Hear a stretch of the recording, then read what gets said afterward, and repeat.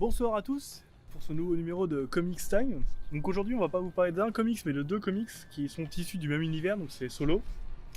Donc je vais commencer par vous parler par Solo, donc l'arc 1, l'original, le premier, les débuts, et après je vous parlerai brièvement du coup du spin-off.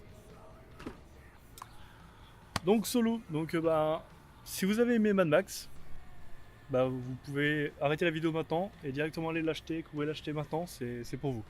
Voilà, la vidéo est finie, merci. Non, je plaisante. Bon, c'est bon, la vidéo n'est pas finie, on coupe pas. Non, donc du coup, Solo, ça va vous parler en fait, on a les animaux donc évolués et se retrouvent avec une taille et une intelligence comparable à celle de l'homme. Enfin, l'intelligence comparable à celle de l'homme.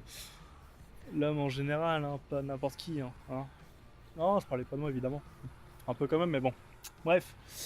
Du coup, on va suivre l'histoire de ce rat, donc Solo, c'est son prénom, son nom, son...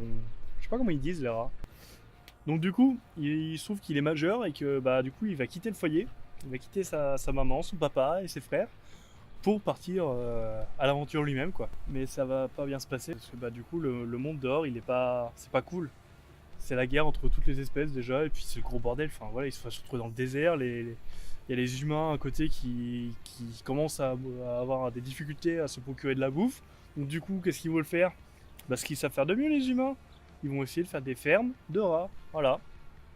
Et je vais pas vous en dire plus que ça parce que après ça serait vous spoiler, j'ai déjà dit pas mal là. Mais clairement, dans ce premier tome là, donc c'est en 3 tomes, c'est le premier arc. Et franchement, c'est super bien. En plus, si vous avez aimé le film Gladiator, c'est un peu ça quoi. Du coup, il y a Solo qui se fait capturer, qui devient gladiateur, qui va aller défoncer la gueule des autres et tout. Enfin, un pur régal, franchement. Les 3 tomes, je les ai dévorés comme un rat. Ouais, je mange les rats. Je fais plein de choses avec les rats. J'aime bien les rats. Mais j'aime pas que les rats. Il y a aussi autre chose que j'aime, ce sont les chats. Et le chat, du coup, c'est Furiosa, donc l'héroïne. Parce qu'elle a des boobs. L'héroïne, du coup, de ce spin-off de Solo.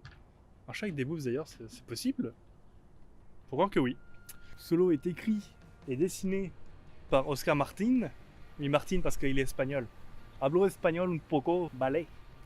Enfin bref, voilà, c'est tout ce que j'ai retenu de 6 ans d'espagnol. On est dans le même univers que Solo, et par contre là on va suivre Furiosa, la petite chatte. Et franchement, c'est sympa, mais ça se lit bien trop vite. Ça apporte rien en fait pour l'instant. Enfin, j'attends vraiment de voir le tome 2 parce que là c'est vraiment introductif quoi. Mais il se passe rien.